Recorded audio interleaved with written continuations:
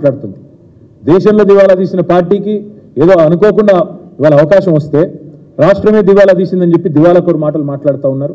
ఇది మంచిది కాదు. అందుకే తెలంగాణ ప్రజల్ని కోరేది బీఆర్ఎస్ దళం ఉంటేనే, బీఆర్ఎస్ గలం ఉంటేనే తెలంగాణ ప్రయోజనాలు ఢిల్లీలో పరిరక్షించబడతాయి. కాంగ్రెస్ వాళ్ళకి అప్పచెప్తే అక్కడ ఉండే 50-60 మంది ఎంపీల్లో వీళ్ళు కూడా ఒకరో ఇద్దరు పోయి ఆడ కూర్చుంటారు. రాహుల్ గాంధీ సిట్ అంటే సిట్టు, స్టాండ్ అంటే స్టాండ్. వీళ్ళ వల్ల అయ్యేదేమి కాదు. ఏమీ చేయడం చేతగాక ఎదుటివాడి మీద తప్పుని నెట్టి తప్పించుకుందామనే ఒక చిల్లర ఎత్తు కూడా తప్ప ఇంకోటేమీ కాదు ఈ కాంగ్రెస్ చేస్తున్న ప్రయత్నాలు.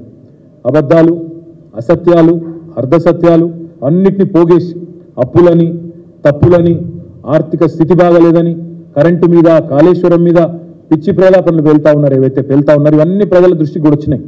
ప్రజలు ఇవాళ మా కార్యకర్తలు చెప్తా ఉన్నారు, మా నాయకులు చెప్తా ఉన్నారు, సార్ చర్చ జరుగుతోంది, క్షేత్రంలో చర్చ జరుగుతోంది, 500 బోనస్ ఏమైంది అనే చర్చ ప్రారంభమైంది.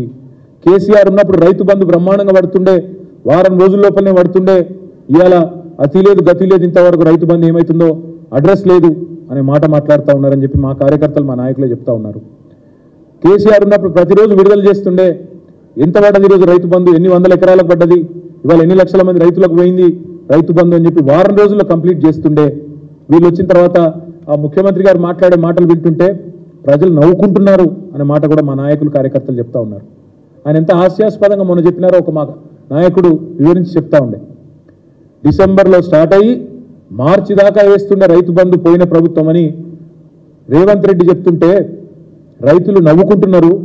ఎందుకంటే 12 సార్లు, ఒకసారి కాదు 2 సార్లు కాదు, 12 సార్లు వారం రోజుల్లోనే 7,000 కోట్లు జమ చేసిన నాయకుడు కేసీఆర్ గారు రైతుల ఖాతాల్లో.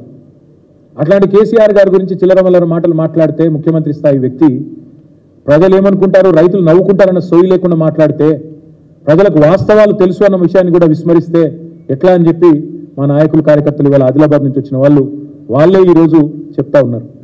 సొంత రాష్ట్ర పరపతిని తగ్గించే విధంగా, ఇవాళ పలుకుబడిని పల్చన చేసే విధంగా వితండవాదాలు, వింత వాదనలు, పనికిమాలిన అంశాలు తెర మీదకి తీసుకొచ్చి అదేదో జరిగిపోయింది, తప్పు జరిగినట్టు ల్యాండ్ క్రూజర్లని పనికిమాలిన మాటలు మాట్లాడి ఇవాళ చేయాల్సినవి చేయకుండా తెలంగాణ బ్రాండ్ ఇమేజ్ని దెబ్బతీసే ప్రయత్నం ఏదైతే కాంగ్రెస్ చేస్తున్నదో దాన్ని బట్టి అర్థం చేసుకోవచ్చు వాళ్ళ రాజకీయ ఆలోచన ఎంత వికృతమైందో. అవసరమైతే స్వప్రయోజనాల కోసం, రాజకీయ ప్రయోజనం కోసం తెలంగాణ బ్రాండ్ ఇమేజ్ని కూడా దెబ్బతీసే ప్రయత్నం ఏదైతే వాళ్ళు చేస్తున్నారో, వాళ్ళు ఒకటే అనుకుంటున్నారు కాంగ్రెస్ వాళ్ళు, అబద్ధాలనే అస్త్రంగా వాడుకుని ఎన్నికలు గెలిచినాం, మళ్ళీ అదే అబద్ధాలతో డైవర్షన్ టాక్టిక్స్తో పరిపాలన కూడా నెట్టుకొస్తాం, ప్రజలు మర్చిపోతారేమో అనుకుంటున్నారు. మేము మాత్రం మర్చిపోనీయం ప్రజలను. 100 రోజులు అన్నారు, మీరు 100 రోజుల్లో చేయకపోతే మిమ్మల్ని బొందబెట్టేది ఖాయమైన దిశగా తప్పకుండా ప్రజలను ఉద్యుక్తులు చేస్తాం. కౌంట్ డౌన్ ప్రారంభమైంది, 30 రోజులు అయిపోయింది, 70 రోజులు మిగిలింది. తప్పకుండా ఈ విషయంలో ప్రజల్ని తప్పకుండా చైతన్యవంతుల్ని చేస్తాం. ఒక అబద్ధాన్ని 100 సార్లు చెప్పి నిజమని తిమ్మిని బమ్మిని చేసే ప్రయత్నం ఏదైతే చేసి మరి ఫేక్ ప్రాపగండాతో సఫలమైనరో ఎలక్షన్లలో, దాని పరిపాలనలో కూడా ప్రయోగించే ప్రయత్నం చేస్తూ ఉన్నారు. తప్పకుండా దాన్ని తిప్పికొడతాం. అందుకే మన ప్రజలకు ఇంకొకటి కూడా ఇవాళ మా కార్యకర్తలకు కూడా ఇచ్చాం.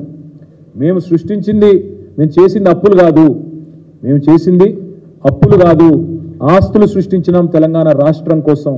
50 లక్షల కోట్ల పైచిలకు ఆస్తులు సృష్టించాం. ఏ రంగంలో ఏం చేసినామో చెప్పే స్వేదపత్రాన్ని కూడా మా ప్రతి నాయకుడికి, ప్రతి కార్యకర్త కూడా ఇస్తా ఉన్నాం. అద్భుతమైన ఆర్థిక